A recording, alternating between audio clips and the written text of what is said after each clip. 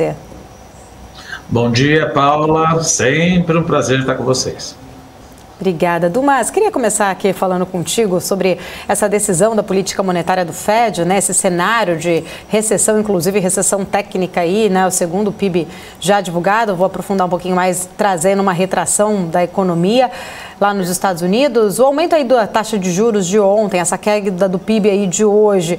Quais impactos que você vê para a economia, né? Não só americana, mas global e especificamente tentando trazer um pouquinho mais aqui para os mercados. O que você acha que os mercados podem esperar aí nos próximos dias em consequência desses indicadores? Olha, eu acho que o que o Jeremy Powell falou tem alguma parte aí que a gente queria sair atrás da ambulância achando que ele está muito dovish. Ele não deixou muito claro que ele está dovish nem que ele está hawkish. Ele falou várias vezes que a taxa de juros pode bater 3,75 e eventualmente ultrapassar 4%.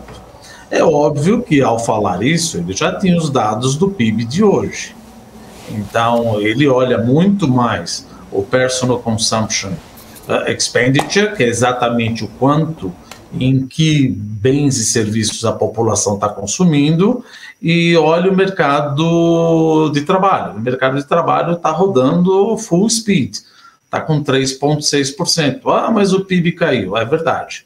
Primeiro, o PIB do primeiro trimestre, apesar de ele mostrar uma queda de, se não me engano, 1,6%, a maior parte disso foi aumento de importação. Aumento de importação, se aumenta o que é? Em macroeconomia a gente sabe, quando aumenta a importação é porque a renda do trabalhador aumentou e o câmbio apreciou. Mas agora o segundo tri mostrou, pelo menos em relação ao PIB, que a economia deu uma fraquejada, está com 0,9% de queda, e aí a gente olha que não foi o problema da importação, foi muito mais queda dos investimentos e o consumo subiu 1%. Ou seja, se você começar a acompanhar o consumo, você vê que o consumo está crescendo cada vez menos. Mas o que eu começo a analisar? Quer dizer, isso é minha opinião, não quer dizer que é isso que vai acontecer. A hora que você olha a curva de juros dos Estados Unidos, primeiro, ela está invertida.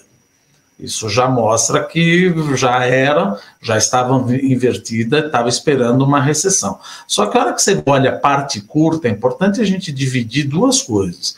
Primeiro, olhar a parte curta de 1 ano e olhar a parte longa de 10 anos. 10 anos é o principal indicador que a gente tem e que é justamente esse indicador que vai ser utilizado para usar o CAPM ou WACC, que vai precificar os ativos de risco. Bom, a curva curta, agora, que eu acabei de pegar, de 1 ano, está 2,92. Se você pegar o que o Banco Central, o Federal Reserve, o Jeremy Powell falou ontem, que pode bater 4%, ou seja, temos mais 3 reuniões aí. Estamos com 2,25 a 2,50. Para mim, assumindo mais 0,5% em cada reunião, o negócio vai para 3,75 a 4%. 3,75 a 4, parece que, de novo, na minha opinião, o mercado ainda está usando 3, mas se Jeremy Powell falou que eventualmente pode bater 3,75 e no ano que vem passar a 4, por que a curva curta já não foi para 3 e 3,5 alguma coisa? E aí vem a coisa, a curva está invertida, então se a curva curta subir, a curva longa também tem que subir. Mas ela vai ficar invertida? Vai, ela vai continuar invertida. Mas é estranho que a curva longa, ela começa a cair. Mas se a curta sobe, a longa tem que subir, porque senão o spread de 10 anos para 1 ano fica mais do que 100 basis points. Isso é muito spread de 10 para 1 ano. Então, o que eu vejo? Para mim, em algum momento, a curva curta deve voltar a aumentar e isso vai puxar, dar uma estilingada na curva longa. E a curva longa é o que você mais utiliza para precificação de risco. Então, parece que o speech dovish, tá bom, vamos pensar que é dovish, mas 3 aumentos de meio estão no radar. 3 aumentos de meio, se estão no radar, isso significa pelo menos, como eu falei, 3,75 a 4, que o que não está na curva curta. A hora que eu colocar isso na curva curta, eu preciso colocar na curva longa. seja, o mercado vai colocar na curva longa que ele não permite. E isso acaba afetando toda a expectativa de ativos de risco. Então, no momento, é aquela coisa, uma notícia negativa nos Estados Unidos acaba se tornando uma notícia positiva no Brasil. Porque, olha, o Banco Central vai ser mais dovish. Ele não vai subir tanto a taxa de juros. Sim, ele não vai, mas ele falou que ele não está fora de cenário. E certamente os dados que ele tinha ontem, de hoje ele tinha ontem. E se ele falou que pode chegar a 4%, e o mercado agora está achando que está dovish, que caiu a 5,20, eu acho um pouco exagerada essa apreciação cambial. Eu acho um pouco exagerado. Ele não muda de speech. Ele tem os dados na mão. Se ele tem os dados na mão, ele não falou aquilo do nada, que pode atingir 4%. E outra, também é uma coisa, né? Ele também falou que você tem muitos dados para sair e vamos acompanhando. Até a próxima reunião, nós temos, se eu não me engano, mais 2 ou 3 IPCs, CPIs para sair. E também para derrubar a inflação de 9,1%, não vai cair esse ano, mas de 9,1% para ao redor de 2% em pelo menos 2023, 2024, você precisa de uma desaceleração brusca. E 2,25 você está na taxa neutra. Na taxa neutra, 2,25, 2,50, taxa neutra é aquela que não é restritiva. Então o mercado está achando que provavelmente não vai mais subir juros. Vai subir só 0,5%, é o que está precificando a curva.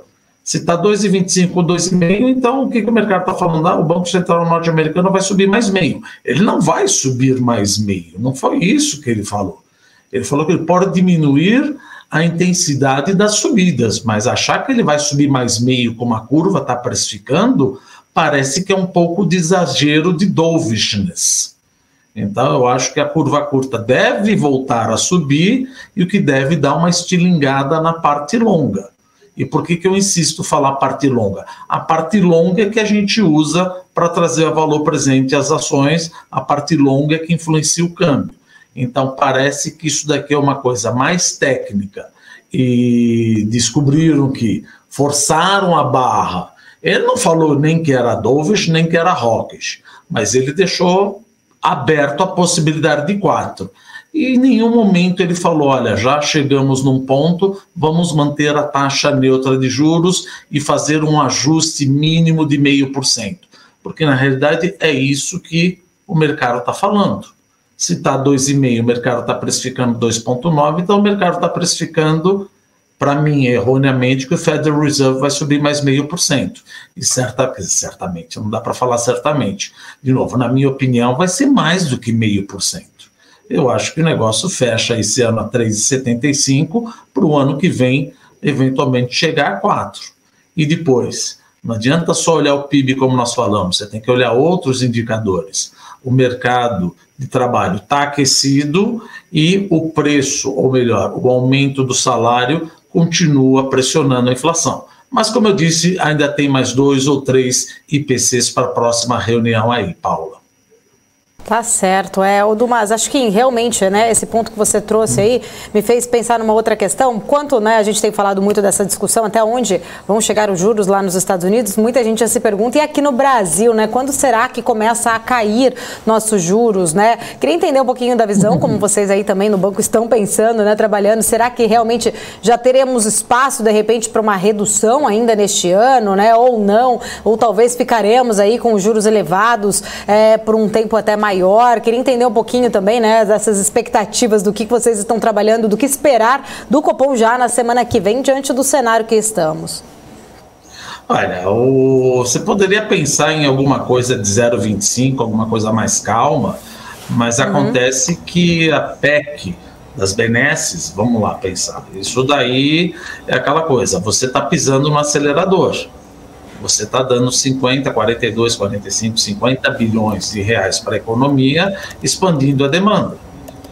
Merece? Ninguém está discutindo se merece ou não merece, mas você está fazendo uma política fiscal expansionista no meio de uma política monetária contracionista. Então é que nem aquela coisa, você está num carro, um pisa o acelerador e outro estava pisando no freio.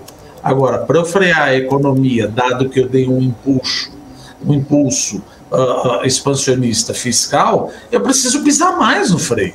Então, eu não acho que vai ter redução de juros esse ano. Eu acho, pelo contrário, deve subir. Não acho também que os juros devam ir para 14,25%, 14,5% ou 15%, como estão falando. Primeiro, por quê? É importante também dar um espaço para que a política monetária trabalhe. A gente sempre falou aqui, política monetária não é assim, você não pisa no freio agora e dali um mês a economia acaba caindo. Você saiu de 2 para 13,25, então agora vamos deixar um espaço para começar a controlar a inflação. O pessoal fala, mas teve uma deflação. Não, isso é como eu ouvi uma vez, isso é uma deflação in vitro, que vai vir eventualmente no IPCA. Foi por causa da queda de ICMS. Vai repercutir para todo mundo? Veja, ela vai se dissipando ao longo do tempo, mas achar que eu vou sempre ter uma deflação por causa da queda do ICMS é falta de conhecimento de inflação. Inflação é a dinâmica. Já caiu o preço da gasolina, estou falando por causa do ICMS, não eventualmente por causa do preço do barril do petróleo cair. Se já caiu, ela não vai cair de novo no próximo mês por causa do ICMS. Então, eu acho que 0,5% para 13,75 é bem provável nessa próxima reunião do cupom aqui, podendo chegar. Eu fico entre 13,75 e 14. Eu acho que 14,25 não. Agora, pensar em reduzir ainda esse ano, para mim, no nosso banco aqui, nós estamos fora dessa premissa que vamos começar a reduzir. Como é que eu vou começar a reduzir se o que caiu da inflação agora foi uma inflação in vitro, subproduto de queda de ICMS sobre energia elétrica e combustível? Então, acho que tem muita coisa para fazer aí. Com câmbio assim, não acho que seja sustentável. Eu acho que, como eu te falei, a curva de juros dos Estados Unidos longa começar a voltar a estipar, porque a curta, a hora que perceberem que a taxa de juros vai ser mais longa, o câmbio volta a depreciar novamente. Então, você vai ter, de novo, pressão para depreciação.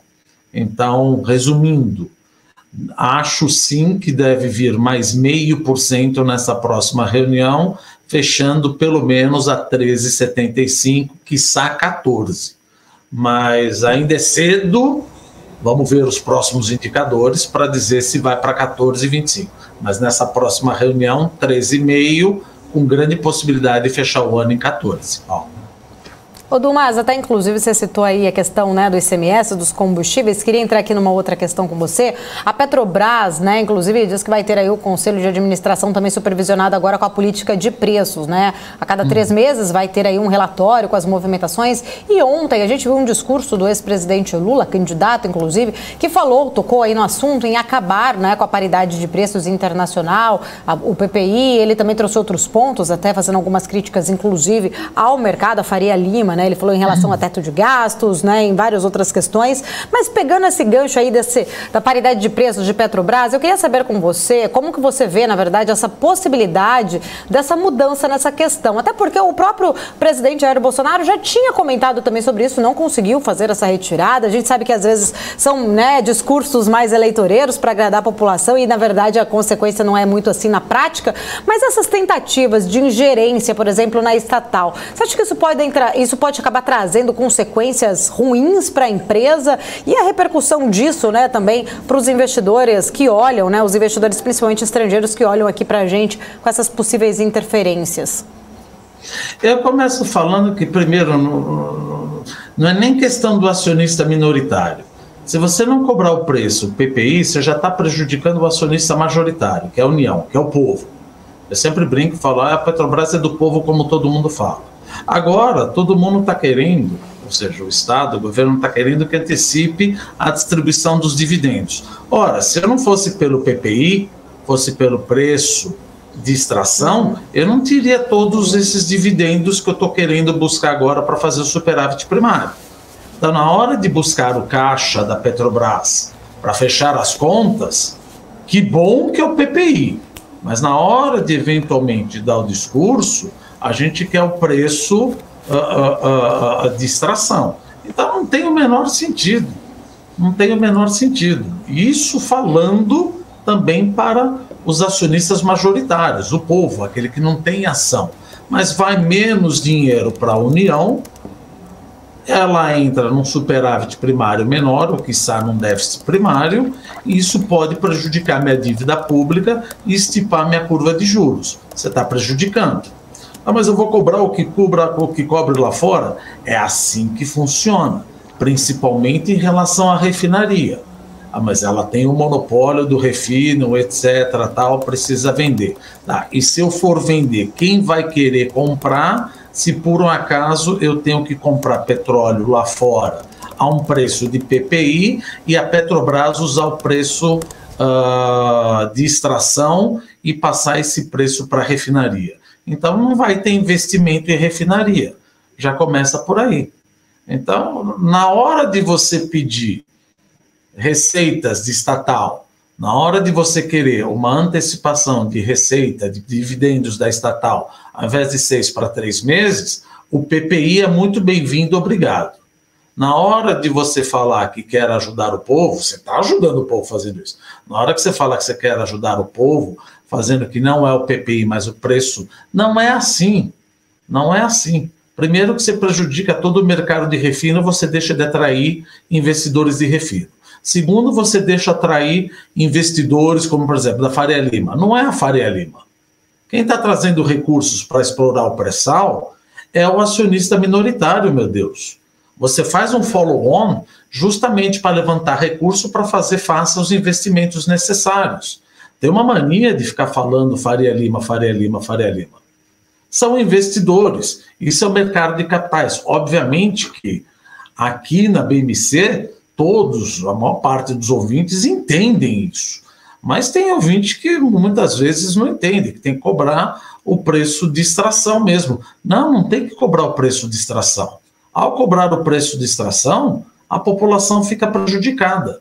Não apenas que usa o SUV, mas todo mundo fica prejudicado porque sobra menos recurso para o Estado poder gastar e fazer essas benesses de corte, de ICMS, etc. Então, eu acho e espero que, eventualmente, esse discurso de alguns candidatos aí não venha, de fato, a ser feito. Isso já foi tentado em governos anteriores. E veja no que deu.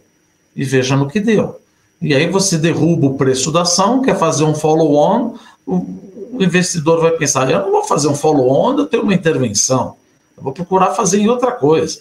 E outra, eu vou precisar ainda mais consolidar um mercado de petróleo, além de petróleo, refinaria em cima da Petrobras, porque aí você vai afastar investidores em refinaria, Paulo. Então, completamente equivocado. Espero que estejam falando os candidatos mais para a torcida, que a hora que alguém entrar, que mantenha o PPI, porque senão você vai simplesmente sangrar a Petrobras e vai passar menos recursos para a União, que a União, como a gente sempre fala, é o povo.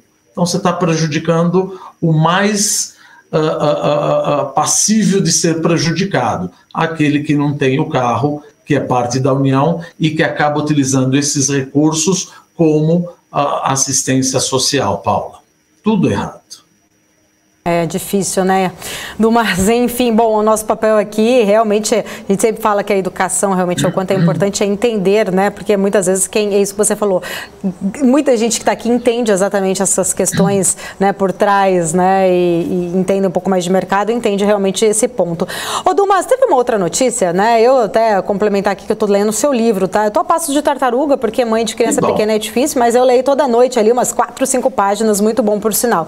Dumas, que é um grande especialista em China. Eu falei mais cedo sobre uma notícia aqui com o Alex, queria entender a sua visão, porque preocupa um pouco para a gente aqui a questão dessa crise imobiliária lá na China, né? Principalmente porque nós temos essa relação comercial, a China importa 1,1 bilhão de toneladas de minério de ferro por ano, o Brasil é o segundo maior fornecedor, atrás apenas da Austrália, 65% das vendas brasileiras tem o mercado chinês como destino. Então, assim, duas questões que preocupam em relação a essa crise imobiliária por lá, por conta também aqui da nossa Vale, por conta da nossa economia, economia, mas entender, né, a sua visão, grande especialista da economia chinesa também, o que será que a China pode fazer para tentar driblar essa crise forte, né? Tem um peso muito grande o setor imobiliário dentro do PIB chinês. Hoje a gente já viu um PIB ruim lá nos Estados Unidos, mas eu queria entender da sua visão, né, desse ponto, do que são os desafios, de repente, para o governo chinês fazer para driblar toda essa crise imobiliária lá e também, né, isso não respingar tanto aqui na gente. Primeiro, eles já estão fazendo. Antes da parte imobiliária, você tem a parte de infraestrutura. Xi Jinping soltou um pacote de quase $1/4 de trilhão para ajudar a infraestrutura, para tentar fechar o ano aí, não em 5,5, mas pelo menos 4,5. E agora soltou um outro pacote de 180 bilhões, que é para ajudar justamente o setor de real estate. Não vai ter crise doméstica. Por que não vai ter crise doméstica? Não vai ter calote doméstico? Porque se isso ocorrer, isso suscita tensão social. Não estou querendo dizer que os bonds internacionais não possam sofrer e ter algum calote, ou algum grace period. Isso é bem possível para investidor internacional. Agora, investidor doméstico, quando você vive numa ditadura, você não pode trazer esses dissabores para eles. Então, o governo vai usar, quer as empresas estatais, quer os governos locais, através de Local Government Financial Vehicles, quer os bancos estatais, para ajudar essas incorporadoras e principalmente ajudar a população para que não tenha tensão social. Veja, você está num país que é ditadura, você está num país que está no meio de um lockdown, vai, volta, vem, vai, volta esse lockdown, o PIB e o estresse, a tensão social começa a subir. E uma tensão social, ainda você dando calote em casas e principalmente prejudicando os mutuários ou aqueles que têm hipotecas, eu não acho, na minha opinião, que o governo vá deixar os cidadãos chineses, não os investidores internacionais, os cidadãos chineses serem prejudicados. Mas, de qualquer forma, investimento em ativo imobiliário, não em infraestrutura, não deve seguir no ritmo como seguia em 2008, 2020. Deve seguir a passos menores. E isso deve, se por um lado eu ajudo com um pacote de 220 bilhões de dólares para infraestrutura, você tem duas forças aí. O pacote de 220 bi para infraestrutura ajuda o minério de ferro. O pacote de 188 para de prejudicar o mercado de real estate. Mas eu não vejo ainda um pacote para estimular a construção de casas. Então, no frigir dos ovos, eu acho que tende a beneficiar a Vale muito mais por causa do pacote de infraestrutura do que o problema do real estate, porque esse problema de real estate já vem trazendo desde a época da Evergrande, há 2 anos atrás, então não é um assunto novo. Pelo contrário, você está colocando mais dinheiro na economia para ajudar o mercado de infraestrutura e real estate, que isso tende a beneficiar o mercado de minério de ferro. Por outro lado, o mundo deve entrar em recessão. Assim como a Europa, você já viu como está acontecendo nos Estados Unidos. Então, não é como na escola, a gente dá um exercício e fala, todos os fundamentos mostram para uma apreciação, todos os fundamentos mostram para uma depreciação. Você tem força para todos os lados aí, tanto para subir quanto para cair. Então, mas na minha opinião, o que deve acontecer? É mais ou menos uma tendência de alta para o minério de ferro do que de baixa, mas muito mais ainda, apesar de você não ter perguntado, muito mais ainda para commodity agrícola do que commodity metálica. Commodity metálica é um cenário desafiador, porque você tem forças antagônicas de todos os lados. Um querendo ir e o outro voltando, que é a recessão mundial, e o outro querendo ir, que é a China estimulando a infraestrutura. Quem ganha essa parada? Vamos ver o nível da recessão que ocorre. Bom, do Dumas, que a gente nem precisa fazer a pergunta, que ele já responde, fala, você nem perguntou, mas eu vou falar, então tá ótimo, tá completo. Obrigada, Dumas, sempre um prazer poder falar contigo aqui na BMC News. Bom dia. Bom dia, Paulo, um prazer, obrigado.